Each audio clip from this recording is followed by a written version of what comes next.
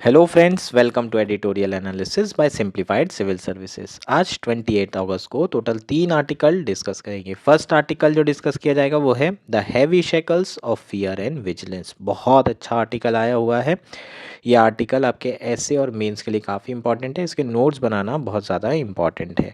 Next article जो discuss करेंगे वो भी द हिंदू से लिया गया है। आर्टिकल है रीजनेबल लिमिट्स। जो रिसेंटली टेलीग्राम के सीईओ को अरेस्ट किया गया है उसी से रिलेटेड ये आर्टिकल है। इसमें हम absolute right versus reasonable limits के बारे में बात करेंगे और इम्पॉर्टेंट आर्टिकल है। नेक्स्ट आर्टिकल जो डिस्कस करेंगे वो है मोर female student enter traditional engineering courses. ये आर्टिकल भी इंपॉर्टेंट है, डेटा बेस्ड है। आपको ये डेटा लिख के रखना है। आप मेंस में भी यूज़ कर सकते हो, प्रीलिम्स में तो कुछ भी आ जाता है आजकल, सो प्री के लिए भी काम आएगा। अगर आपको हमारा एनालिसिस पसंद आ रहा है तो प्लीज़ लाइक करें, कमेंट करें, शेयर करें एंड सब्सक्राइब करें।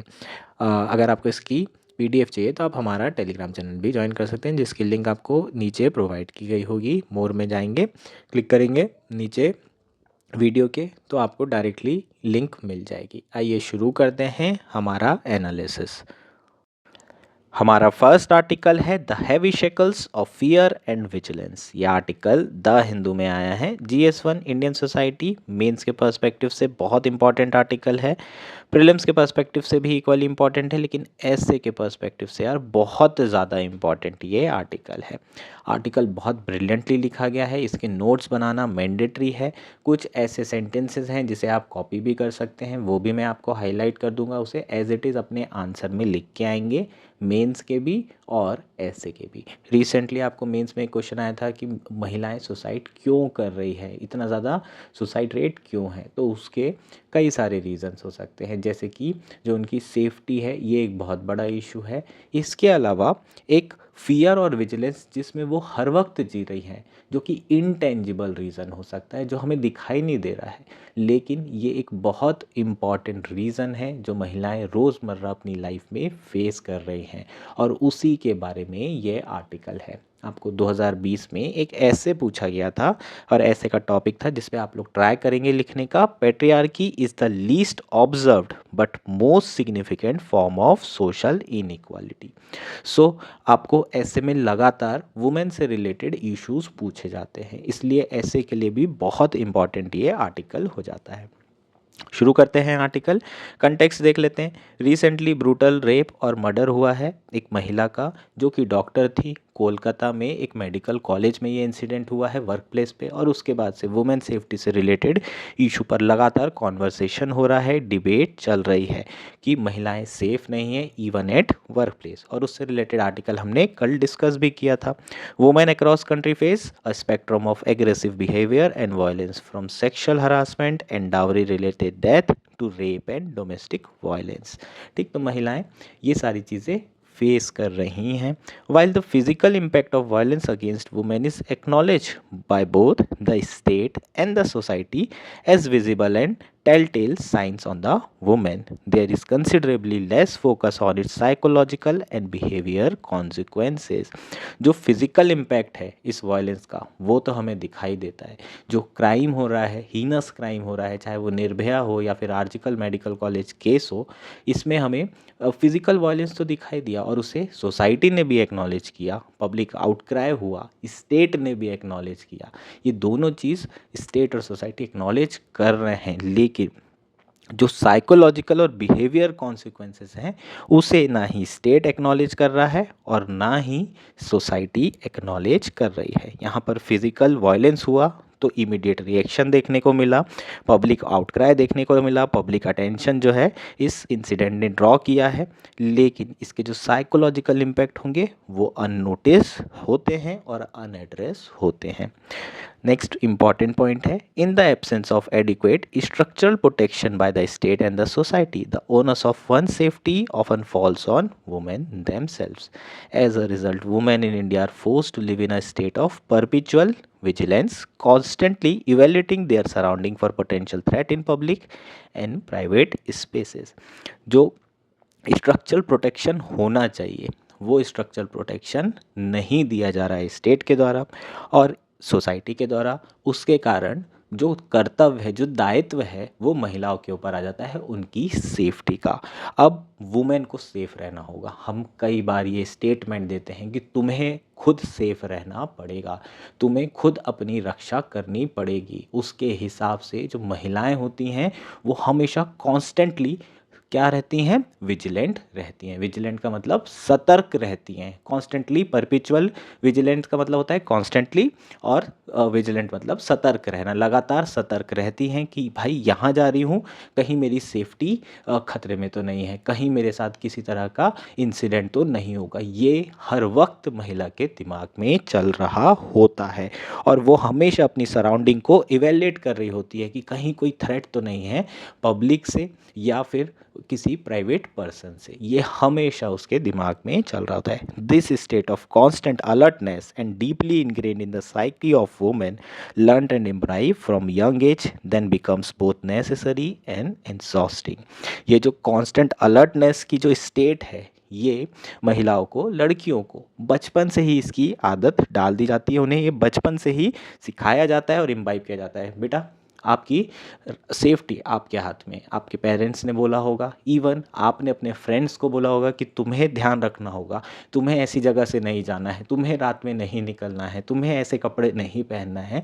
ये सारी चीज़ हम बोलते हैं। क्यों बोलते हैं? क्योंकि सोसाइटी और स्टेट दोनों ही महिलाओं को सेफ्टी नहीं दे पा रहा है, और अल्टीमेटली जो महिलाएं हैं वो कहीं पर भी फ्रीली बाहर जाने के लिए 10 बार सोचती हैं। उन्हें सिर्फ एक ही चीज़ की चिंता होती है, अगर मैं यहाँ जाऊँगी तो कहीं ऐसा तो नहीं हो जाएगा, कहीं मैं ये करूँगी तो कहीं कुछ और पोटेंशियल थ्रेट उन्हें फेस तो नहीं करना पड़ेगा। क्योंकि अगर ऐसा होगा तो सोसाइटी बाद में जज करेगी। कैसे जज करेगी? जैसे निर्भया केस में किया गया था कि बहुत सारे लोगों ने ये सवाल किया था कि आखिर लड़की को रात में, इतने रात में लड़के के साथ जाने की ज़रूरत क्या थी, इतने रात में जाने की ज़रूरत क्या थी। सो सोसाइटी यहाँ पर वुमेन्स के लिए ईजी नहीं है, और इसलिए महिलाओं को हमेशा कांस्टेंट विजिलेंट रहना पड़ता है। Women become accustomed to living in this heightened state of awareness and psychological strain it creates often goes unrecognised by themselves and by society. So जो महिलाएं हैं उनको इसकी इतनी आदत हो जाती है बचपन से ही कि वो इस अनस्पोकन बर्डन के साथ जी रही होती हैं, और उन्हें पता भी नहीं चलता है। एक समय के बाद वो ये सारी चीज़ें नोटिस करना भी छोड़ देती है, और सोसाइटी तो इसे रिकॉग्नाइज ही नहीं करती है कि ये किसी भी तरह का बर्डन है। The unspoken burden profoundly shapes how women interact with the world, perceive themself and engage with the society. So ये जो अनस्पोकन बर्डन है, यही डिसाइड करता है कि महिलाएं किस तरीके से इंटरेक्ट करेगी अपनी सराउंडिंग में, खुद को वो किस तरीके से परसीव कर रही है, और सोसाइटी से किस तरीके से एंगेज करेगी। This constant need to assess and anticipate potential threat curtail her freedom to explore new places, to take risk and to connect with other. This strips women of simple pleasures such as leisurely observation, special connection and ability to dwell in the moment.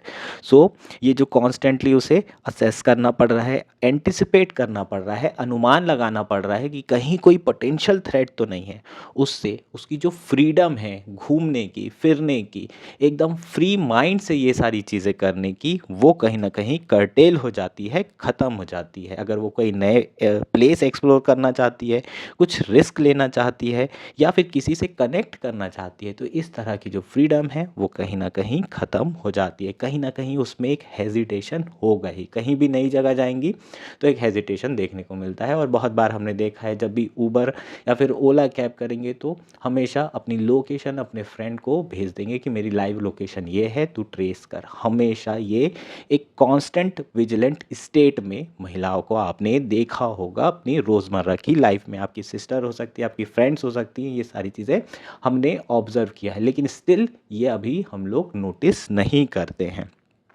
It even impacts career choices to personal relationship. Many women, for instance, decline job opportunities that require late night travel or hesitate to move new places without ensuring a strong support system. So ये सारी चीज़ें जो burden है, ये कहीं ना कहीं महिलाओं की करियर चॉइस को इम्पैक्ट कर रहा है।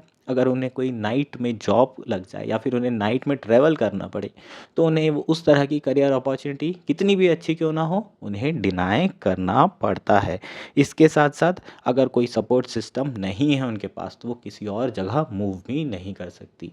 मम्मी साथ में रहेगी या फिर बहन साथ में रहेगी या भाई साथ में रहेगा, जब तक इस तरह की चीज़ें नहीं होती उन्हें मूव भी नहीं किया जाता है, नई जगह पर उन्हें भेजा भी नहीं जाता है, फैमिली ही मना कर देती है और लड़कियां खुद भी जो है इस तरीके से मूव नहीं करना चाहती है।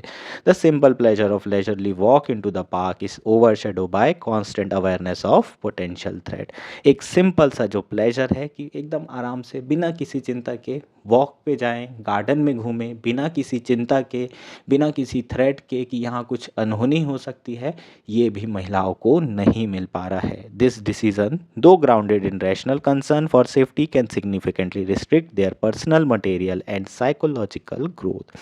ये जो डिसीजंस हैं जो उनकी साइकोलॉजी में बैठ चुके हैं, है ना, जो वो डिसीज़न ले रही हैं कि उन्हें हमेशा कॉन्स्टेंटली अपनी सेफ्टी के बारे में सोचना है, वो बहुत अच्छी बात है, उन्हें वो सेफ ज़रूर रख रहा है, लेकिन कहीं ना कहीं उनकी जो पर्सनल मटेरियल और साइकोलॉजिकल ग्रोथ है वो उसको एडवर्सली इम्पैक्ट कर रहा है।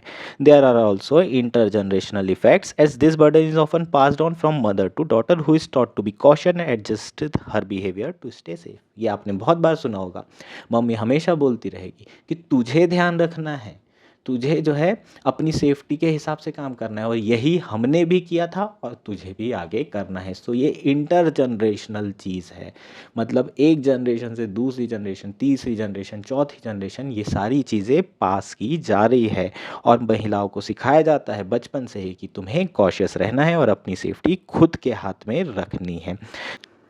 This reinforces the idea that individual women are responsible for their own safety rather than society taking collective action to create safer environment for women.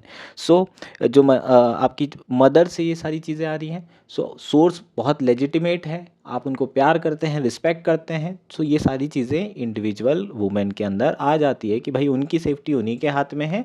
जबकि होना क्या चाहिए, सोसाइटी को कलेक्टिव एक्शन लेकर के महिलाओं के लिए सेफ़र एनवायरनमेंट बनाना चाहिए, चाहे वो मेल हो, फीमेल हो, अदर जेंडर हो, सबको मिलके महिलाओं के लिए सेफ़र एनवायरनमेंट बनाना बहुत ज़्यादा ज़रूरी है। लेकिन ये सारी चीज़ें नोटिस ही नहीं करते, महिलाएं ये सोचती हैं कि उनको अपनी सेफ्टी करना ज़्यादा ज़रूरी है। अटैक तो होगा ही, पोटेंशियल थ्रेट तो होगा ही, उनको अपने आप को बचाना है, जबकि ये इस पर काम नहीं किया जा रहा है कि पोटेंशियल थ्रेट ही ना हो, वो आराम से घूम सकें, फिर सकें, बिना फियर के जी सकें। सो जो फैमिली हैं, कम्युनिटीज़ हैं, एक तरीके से वो महिलाओं के ऊपर सर्टेन बिहेवियर इम्पोज कर रही हैं, उन्हें हमेशा अलर्ट रहना पड़ रहा है, फियर में रहना पड़ रहा है और एक तरीके से ये मेंटल वायलेंस है। फिजिकल वायलेंस की तो हम हमेशा बात करते हैं तो दिखता है, लेकिन मेंटल वायलेंस की हम बात नहीं करते हैं। This vigilance also create between dissonance between how women live and how they wish to live. Basically ये जो आपका सोशल नॉर्म है, जो विजिलेंटिज्म है, ये कहीं ना कहीं डिसोनेंस क्रिएट कर रहा है। डिसोनेंस का मतलब क्या होता है, डिसहार्मनी। जो महिलाएं सोच रही हैं और जो वो कर रही हैं उसमें बहुत फ़र्क है।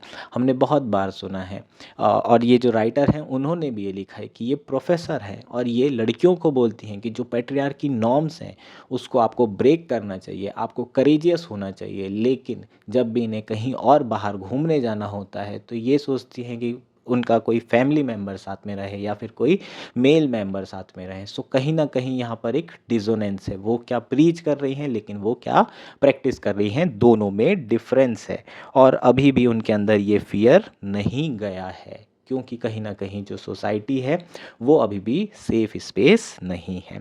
इसके अलावा जो कास्ट क्लास रिलीजन है वो कॉम्प्लेक्सिटी और बढ़ा देता है।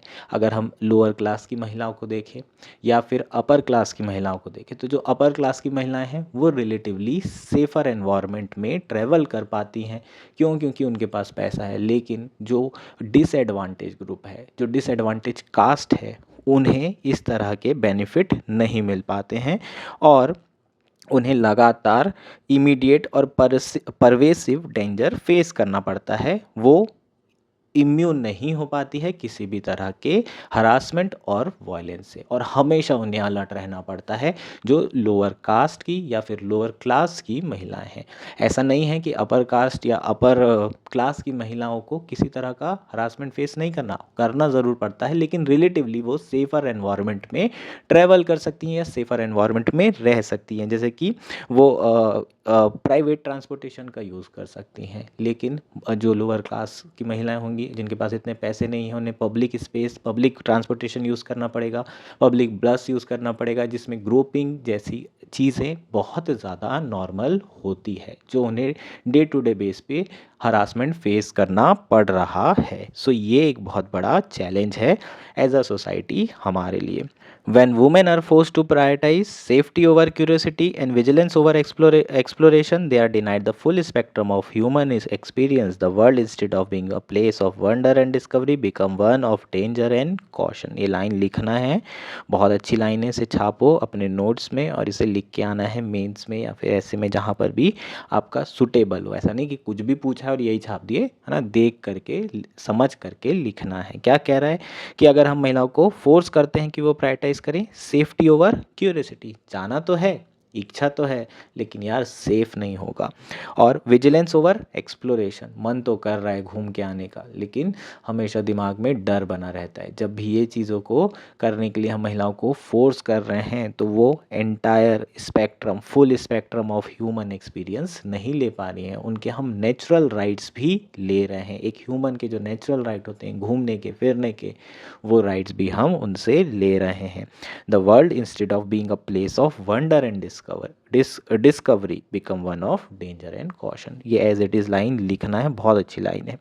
The unseen and unspoken burden that women carry, the emotional strain, the psychological fatigue and the loss of joy and freedom are significant as any physical injury. जितनी physical injury significant है, उतनी ही significant महिलाएं जो emotional strain carry कर रही हैं, psychologically थक चुकी हैं, फैटिग हो चुका है, और जो loss of joy and freedom है जो उन्होंने लॉस कर दी है, ये उतना ही सिग्निफिकेंट है जितना कि फिजिकल इंजरी और फिजिकल वायलेंस, फिजिकल हार्म है। Recognising and addressing this burden therefore is essential for building a more equitable society where women are not only safe but also free to live without the constant shadow of fear. इसलिए society को ये intangible जो dimension है उसे recognise करना और उसे address करना बहुत ज़्यादा ज़रूरी है, ताकि महिलाएं सेफ ही ना रहें, अपनी आज़ादी के साथ जी सकें without a constant shadow of fear, बिना किसी फियर के। चीज़ें क्लियर है? However, to challenge this require a fundamental shift in how we think about safety and violence. लेकिन इस चीज़ को चैलेंज करने के लिए हमें अपनी थिंकिंग को बदलना होगा, जो पेट्रियार्कल माइंडसेट है उसको चेंज करना होगा। और पेट्रियार्कल माइंडसेट में जो मैन होते हैं वो अपने आप को अथॉरिटी में समझते हैं, उसे बदलाव करना होगा। हमें ये नहीं बोलना है कि मुझे प्रोटेक्ट करना है, हमें ये नहीं सोचना है कि मैं इसके साथ रहूँगा, मेरी फ्रेंड के साथ या फिर बहन के साथ, तो मैं इसे प्रोटेक्ट ना। हमें ऐसा एनवायरनमेंट बनाना है कि आपकी बहन हो, आपकी फ्रेंड हो, आपकी मदर हो, कोई भी अगर वो बाहर जा रही हैं तो वो एनवायरनमेंट उनके लिए सेफ़र होना चाहिए। ये माइंडसेट बनाने की ज़रूरत है, ये बदलाव करने की ज़रूरत है। Women should not have to choose between their safety and their freedom. महिलाओं को ना उनकी सेफ्टी और फ्रीडम के बीच में चूज़ करने की ज़रूरत नहीं पड़ना चाहिए। State and society major should not restrict women's freedom any further under the guise of ensuring safety.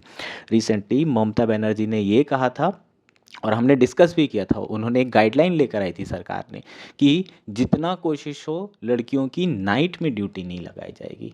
आपको नाइट में हो चाहे दिन में हो, लड़कियों की ड्यूटी हर वक्त लगवानी है, बस आप उनके लिए जो एनवायरनमेंट है उसे हर वक्त सेफ़र रखना है, ये स्टेट की जिम्मेदारी है। तो कहीं ना कहीं यहाँ पर हमारा जो माइंडसेट है वो क्या है, पेट्रियार्कल माइंडसेट दिखाई दे रहा है इस गाइडलाइंस में भी। The challenge is not merely about liberating women from constant of fear and vigilance, it's about unlocking the full potential of half of our society. अगर हम चाहते हैं कि हाफ ऑफ द पॉपुलेशन का फुल पोटेंशियल हम use कर पाएँ, अपनी जीडीपी बढ़ा पाएँ, अपनी ग्रोथ कर पाएँ, तो हमें जो है अब इफ़ेक्टिव मेजर कॉम्प्रिहेंसिव जो है मेजर्स लेने की ज़रूरत है और उसमें पैट्रियार्कल माइंडसेट को भी चेंज करना, एटीट्यूडनल और बिहेवियर चेंज भी बहुत इंपॉर्टेंट आस्पेक्ट है। एथिक्स में भी ये सारी चीज़ें काफ़ी इंपॉर्टेंट हो जाएगी।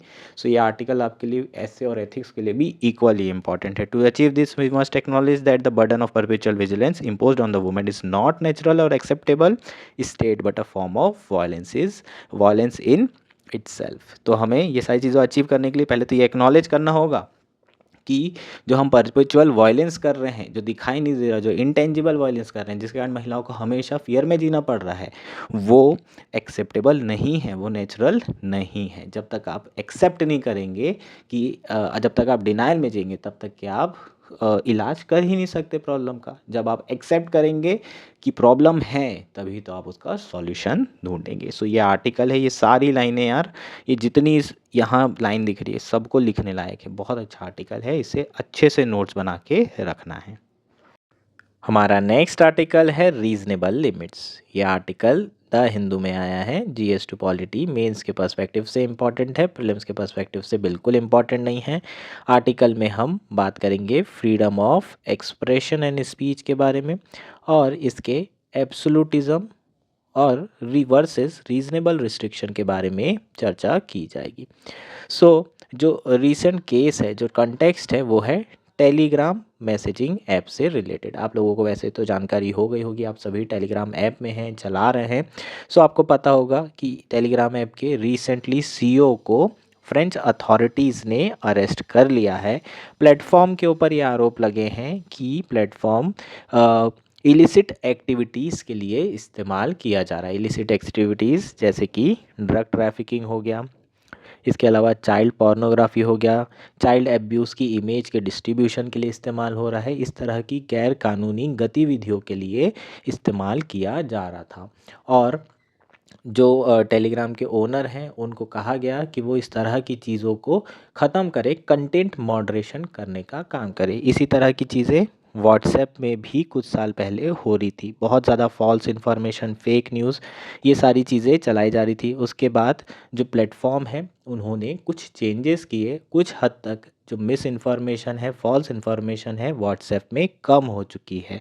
लेकिन जो टेलीग्राम प्लेटफॉर्म है वो एब्सोलूट फ्रीडम पर बिलीव करता है। उनके हिसाब से फ्रीडम ऑफ एक्सप्रेशन एब्सोलूट है एंड राइट टू प्राइवेसी भी एब्सोलूट है।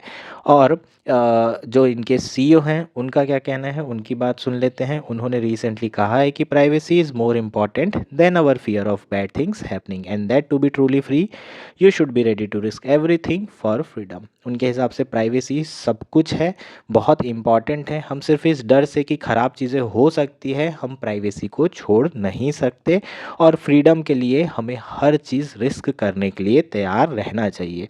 ये जो टेलीग्राम के सीईओ हैं इनसे अथॉरिटीज़ बार बार बोल रही थी कि आप जो है कंटेंट मॉडरेशन करिए, अपने प्लेटफॉर्म में सेफगार्ड लगाइए, एब्सोलूट फ्रीडम कुछ नहीं होती है, रीज़नेबल रिस्ट्रिक्शन ज़रूरी है। आपके जो प्लेटफॉर्म है उसके थ्रू जो गतिविधियां हैं, गैर कानूनी गतिविधियां वो सारी हो रही हैं, जैसे कि टेररिस्ट एक्टिविटीज़ हो सकती हैं। इसके अलावा ड्रग ट्रैफिकिंग तो मैंने आपको बताया ही, चाइल्ड पोर्नोग्राफी, और ये सारी चीज़ें चल रही है। लेकिन उन्होंने नहीं माना और फिर फ्रेंच अथॉरिटीज़ को उन्हें अरेस्ट करना पड़ा है। बहुत सारे लोग ये बोल रहे हैं कि भाई freedom of expression on the internet के ऊपर ये एक बहुत बड़ा जो है चैलेंज है, क्योंकि आप टेलीग्राम ऐप को, है ना, हो सकता है कि आने वाले समय में बंद कर दिया जाए इन्हीं रीजंस के कारण। लेकिन क्या फ्रीडम ऑफ एक्सप्रेशन और स्पीच एब्सोलूट है? हम आर्टिकल 19 पढ़ते हैं। 19 में हमारे कॉन्स्टिट्यूशन में रीजनेबल रिस्ट्रिक्शन दी हुई है अलग से, ए बी सी डी, है ना। तो कुछ रीजनेबल रिस्ट्रिक्शन आपको दिखेगी ही दिखेगी। कोई भी फ्रीडम, कोई भी राइट आपके एब्सोलूट नहीं होते हैं, ये हमारा संविधान भी बताता है। Even universal declaration of human right में भी ये माना गया है कि freedom of speech is not absolute and is always subjected to certain restriction. For example public order, morals and public health, इस तरह की लिमिटेशन हमेशा लगी होती है। इस केस में भी अगर हम एब्सोलूट फ्रीडम की बात करेंगे तो किसी ना किसी की फ्रीडम जा रही होगी। कैसे जा रही होगी? क्योंकि गलत इस्तेमाल हो रहा है। सो हमें प्लेटफॉर्म के नेगेटिव इम्पैक्ट, हार्मफुल इम्पैक्ट को कम करने के लिए कुछ ना कुछ रीजनेबल रिस्ट्रिक्शन लगाना पड़ेगा। अगर हम टेलीग्राम ऐप की बात करें तो ये एक मैसेजिंग ऐप है, लेकिन इसमें कई सारे सोशल नेटवर्किंग फीचर्स भी हैं। आज के समय में टेलीग्राम ऐप डेटिंग साइट की तरह भी काम कर रही है, डेटिंग ऐप की तरह भी लोग इसे इस्तेमाल कर रहे हैं। हालांकि एक चीज़ इसमें है कि ये fully end to end encryption नहीं है, जैसे कि व्हाट्सएप में है end to end encryption, Signal app में भी एंड टू एंड एन्क्रिप्शन है। इसका मतलब अगर अथॉरिटी चाहे तो टेलीग्राम ऐप के जो मैसेजेस हैं उसे निकलवा सकती है।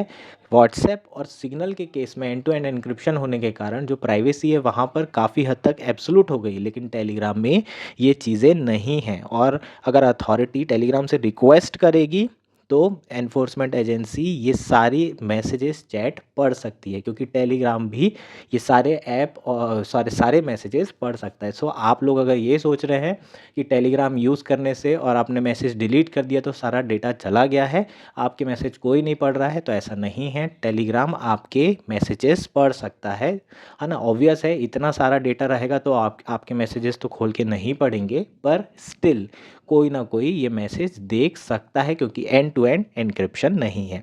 सो जो अथॉरिटीज़ हैं उनका, है ना, जो सवाल है कि भाई आप जो है कंटेंट मॉडरेशन करिए या फिर इन्वेस्टिगेशन में मदद करिए, वो नहीं करने के कारण ये एक्टिविटी की गई। और टेलीग्राम को ये समझना होगा कि व्हाट्सएप में भी इसी तरह की प्रॉब्लम आ रही थी। उसके बाद इंडिया में और अलग अलग जो सॉवरेन कंट्री हैं वहाँ पर जो नेशनल गवर्नमेंट हैं उन्होंने कहा कि व्हाट्सएप को कि आप कुछ सेफ्टी फीचर लेकर आइए। व्हाट्सएप ने चेंजेस किए और अब जो फेक और फॉल्स इन्फॉर्मेशन है उसका डिसेमिनेशन कम हो गया है। अब हर किसी को मैसेज नहीं भेज सकते, है ना, कितने भी मैसेज नहीं भेज सकते। सो फॉल्स इन्फॉर्मेशन का डिसेमिनेशन कम हुआ है। व्हाट्सएप ने किया है लेकिन टेलीग्राम नहीं कर रहा है। अगर वो नहीं करेगा तो पॉसिबल है कि टेलीग्राम आने वाले समय में बैन हो सकता है। इसलिए कंटेंट मॉडरेशन करना ज़रूरी होगा टेलीग्राम के लिए भी, और ये रीज़नेबल भी है, क्योंकि एब्सोल्यूटिज्म किसी भी चीज़ का अच्छा नहीं होता है। बेहतर ये होगा कि एक रिस्पॉन्सिबल मॉडरेटिंग कंटेंट बनाने के लिए ऐप का इस्तेमाल किया जाए। ये हमारा कंप्लीट आर्टिकल था। हमारा नेक्स्ट और आज का लास्ट आर्टिकल है मोर female students enter traditional engineering courses. ये आर्टिकल द हिंदू में आया है। GS2 एजुकेशन मेंस के पर्सपेक्टिव से काफ़ी इंपॉर्टेंट आर्टिकल है, प्रीलिम्स के पर्सपेक्टिव से भी इक्वली इम्पॉर्टेंट है। डेटा बेस्ड आर्टिकल है, सो आपको प्रीलिम्स में भी पूछा जा सकता है और मेंस में तो आप यूज़ कर ही सकते हैं डेटा का। आर्टिकल में हम all India survey on higher education की जो रीसेंट रिपोर्ट पब्लिश हुई है उसको डिस्कस करेंगे।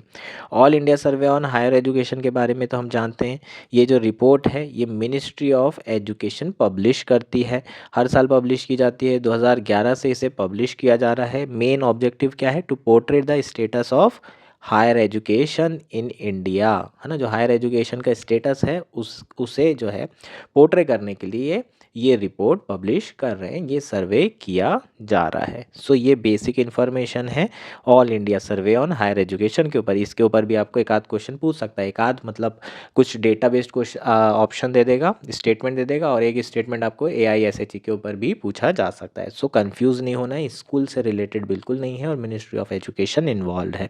नाउ आर्टिकल शुरू कर देते हैं।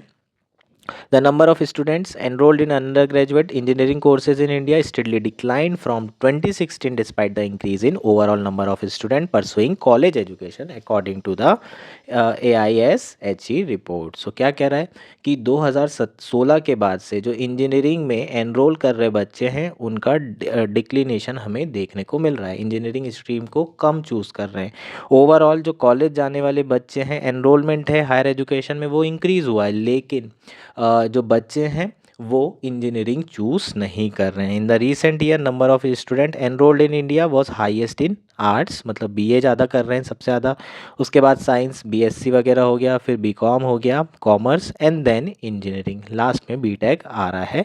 ये ऑर्डर है, सबसे ज़्यादा आर्ट्स, फिर देन साइंस एंड देन आपका कॉमर्स एंड लास्ट में जो स्ट्रीम चूज़ किया जा रहा है वो इंजीनियरिंग किया जा रहा है। Engineering was also the only discipline in which the number of student enrolled consistently declined between 2016 से 22। सिर्फ एकमात्र ऐसा स्ट्रीम है इन चारों में जिसमें ओवरऑल जो बच्चे एनरोल हो रहे हैं 2016 से 22 के बीच में वो कम होते जा रहे हैं। 16 में ज़्यादा थे, उसके बाद से डिक्लिनेशन आपको देखने को मिल रहा है। There was a slight uptick in 2022 in enrollment in undergraduate engineering courses, which may have been due to introduction of several new courses in the survey। है ना, जो सर्वे है उसमें कई सारे न्यू कोर्सेज इस बार जो है इंक्लूड किए गए हैं, इसलिए थोड़ा सा 2022 की जो रिपोर्ट है उसमें हमें देखने को मिला है कि हाँ, थोड़े से बच्चे एनरोलमेंट इंजीनियरिंग में बढ़ा है, लेकिन ओवरऑल डिक्लिनेशन ही है। अगर एक 2016 से पैटर्न की बात करें तो लगातार एनरोलमेंट इंजीनियरिंग में बच्चों का जो इंटरेस्ट है वो कम होता जा रहा है, गिरते जा रहा है। चीज़ें क्लियर है। The decline in enrolment in engineering courses was more pronounce among male student than female student. जो चार्ट 1 है वो देख लेते हैं। 2016 में पीक हुआ मेल स्टूडेंट में, 30 लाख के आसपास बच्चे इंजीनियरिंग कर रहे थे, उसके बाद लगातार गिरा है और 22 में हल्का सा बढ़ा है। वहीं अगर लड़कियों की बात करें तो लड़कियों का 2016 में भी ठीक ठाक था, 10 लाख के अराउंड था, और 2022 में हल्का सा बढ़ा है, 11 लाख के आसपास हो गया है ना। तो ज़्यादा चेंज लड़कियों के एनरोलमेंट में नहीं आया है, लड़कों के एनरोलमेंट में ज़्यादा आया है। लड़के अब इंजीनियरिंग चूज़ नहीं कर रहे हैं as a stream. Now chart 2 की बात कर लेते हैं। In 2013 large number of female student took up electronics engineering, computer engineering and information technology. So engineering के अंदर अलग अलग ब्रांचेस होती हैं, हम जानते हैं, जैसे कि CSE हो गई, IT हो गई, इलेक्ट्रॉनिक्स एंड कम्युनिकेशन हो गई। सो मेजॉरिटी ऑलमोस्ट 50% जो फीमेल हैं वो इन्हीं 3 स्ट्रीम में इंजीनियरिंग कर रही थी 2023 में। लेकिन रिसेंटली हमें ये देखने को मिल रहा है कि जो लड़कियां हैं वो अब अदर स्ट्रीम में ज़्यादा इंटरेस्ट ले रही हैं, जो कि पहले लड़कियां जिस स्ट्रीम में नहीं किया करती थी। जैसे कि सिविल और मैकेनिकल इंजीनियरिंग की बात करें तो उसमें जो है 2013 में केवल 4.2% एनरोलमेंट था, अभी आप देखेंगे 7.6% के आसपास सिविल मैकेनिकल इंजीनियरिंग में लड़कियां एनरोल कर रही हैं। वहीं सिविल इंजीनियरिंग में 18 था, अब 23% के आसपास हो गया है। माइनिंग इंजीनियरिंग में फीमेल स्टूडेंट का जो शेयर है वो 1.2% था और अभी 2022 में 8% के आसपास हो गया है। मरीन इंजीनियरिंग में भी जो फीमेल स्टूडेंट एनरोल कर रही है उसका परसेंटेज शेयर इंक्रीज़ हो रहा है 1.5 से 6.4। सो जो नए कोर्सेज आ रहे हैं उसमें लड़कियों का इंटरेस्ट ज़्यादा देखने को मिल रहा है, स्पेशली जो ट्रेडिशनल इंजीनियरिंग कोर्सेज हैं उसमें ज़्यादा देखने को मिल रहा है, जैसे कि मैकेनिकल और सिविल हो गया। वहीं अगर लड़कों की बात करें तो जो मेल स्टूडेंट हैं इन्हीं डिसिप्लिन में इलेक्ट्रॉनिक्स इंजीनियरिंग, कंप्यूटर इंजीनियरिंग और इंफॉर्मेशन टेक्नोलॉजी, इनमें इनका एनरोलमेंट 10% पॉइंट्स के अराउंड कम हो गया है। नाउ चार्ट 3 की बात कर लेते हैं। Share of student enrolment in under graduate engineering courses from SC, ST, OBC and general category. 2013 से यहाँ पर 2022 के बीच का ट्रेंड दिया हुआ है। जनरल कैटेगरी देखोगे तो बहुत ज़्यादा बच्चे 2013 में एनरोल करते थे, अब लगातार ये 22 में गिरता हुआ नज़र आ रहा है, ये ट्रेंड देखने को मिल रहा है। OBC में अगर देखें तो OBC में जो एनरोलमेंट है वो इंक्रीज़ हुआ है, स्लाइटली इंक्रीज़ हुआ है लेकिन हुआ है। SC में बढ़ा है, उसके बाद कम हुआ है, और फिर नेट अगर बात करें तो इंक्रीज़ ही हुआ है। ST में थोड़ा स्लाइट इंक्रीज़ देखने को मिल रहा है। अगर आप एग्जैक्ट नंबर की बात करें तो OBC का जो शेयर है वो 33% था 2013 में, अब इंक्रीज़ होकर के 38% हो गया है। वहीं जो ST स्टूडेंट हैं उनका शेयर भी इंक्रीज़ हुआ है, 2.1% था 2013 में, अब 3.3 हो गया है। SC की बात करें तो इनिशियली तो डिक्लाइन हुआ था लेकिन बाद में थोड़ा इंक्रीज़ हुआ, 8.7% था 2013 में, और 2022 में ये लगभग 11% के अराउंड पहुंच चुका है। Mechanical engineer and civil engineering courses seem to have lost their appeal over the years among men, pointing towards a decline in employability, while the courses such as computer engineering have continued to draw students. So IT, computer engineering, software, आपके IT software industry है, यहाँ पर अभी भी jobs निकल रहे हैं, इसलिए इंजीनियरिंग कोर्सेज में ये जो फैकल्टी फैकल्टीज़ है CSE IT ये ब्रांच, इसमें अभी भी बच्चे जा रहे हैं, लेकिन मैकेनिकल और आपका जो सिविल इंजीनियरिंग है ये इसमें कोई भी इंजीनियरिंग करना नहीं चाह रहे, स्पेशली जितने लड़के हैं, क्योंकि इसमें इतनी एम्प्लॉयबिलिटी नहीं है। बहुत सारे लोग हमारे टाइम पे हम जब इंजीनियरिंग कर रहे थे तो बहुत सारे बच्चे TCS ज्वाइन किए थे, मैकेनिकल और सिविल इंजीनियर, है ना। TCS में जा कर के क्या करेंगे, तो कोडिंग करेंगे, और कोडिंग तो करते नहीं थे, है ना, बस इधर से उधर मेल किया करते थे और उसी बात का उन्हें पैसा मिल रहा था। सो एम्प्लॉयबिलिटी सिविल में और मैकेनिकल में पहले भी नहीं हुआ करती थी, कोर ब्रांच में, है ना, बहुत कम जॉब्स हुआ करती थी, इसलिए धीरे धीरे बच्चों का जो इंटरेस्ट है इंजीनियरिंग से ख़त्म होता चला गया, और इंजीनियरिंग में अब उतना मतलब बचा भी नहीं है, जॉब्स नहीं मिल रही हैं इंजीनियर को, इसलिए लोग अब उसमें इंटरेस्ट नहीं ले रहे हैं। ये कंप्लीट आर्टिकल था, होपफुली ये आर्टिकल क्लियर है। That's it for today, thank you and enjoy your day.